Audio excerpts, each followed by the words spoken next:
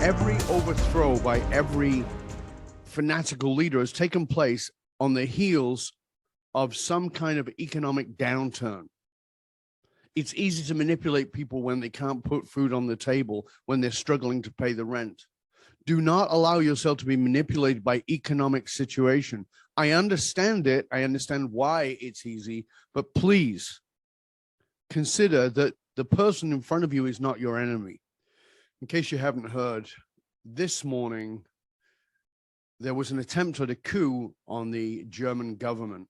The Reichsbürger, which is the name of the group, who are connected to QAnon and a bunch of other right-wing groups, tried to actually take over the German government. Now, let's remember, please, it's important to consider that earlier in 2022, the Italian government put a right-wing leader in place as their leader.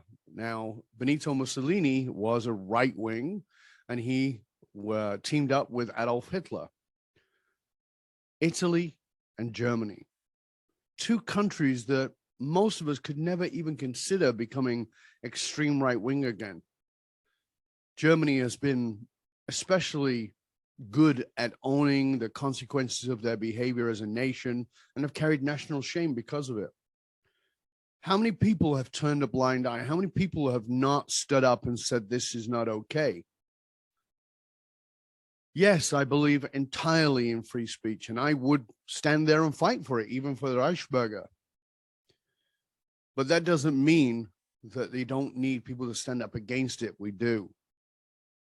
The rise of extremism, extreme left and extreme right in the United States, in Britain, in Australia, in many, many first world G7 countries is getting worse.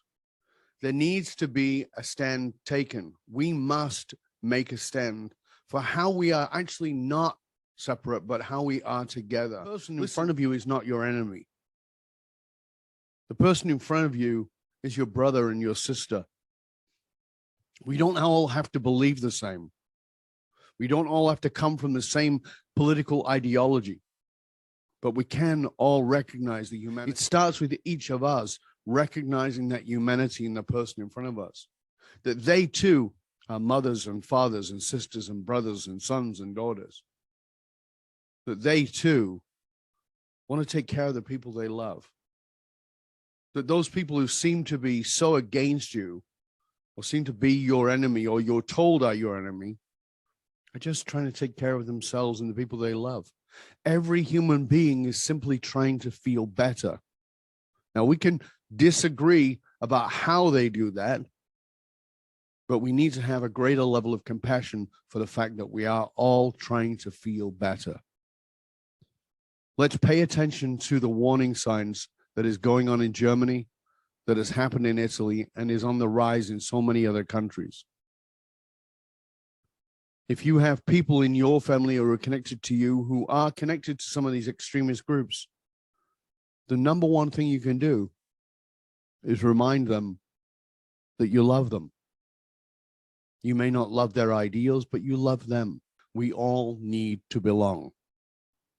And if we don't feel like we belong with the people we're with, we'll find another group. And sometimes that can be with terrible results. So I'm asking you to stay curious, my friends. Stay curious with each other. Stay curious about the person in front of you, not just as an ideology, but as a human being. Thank you.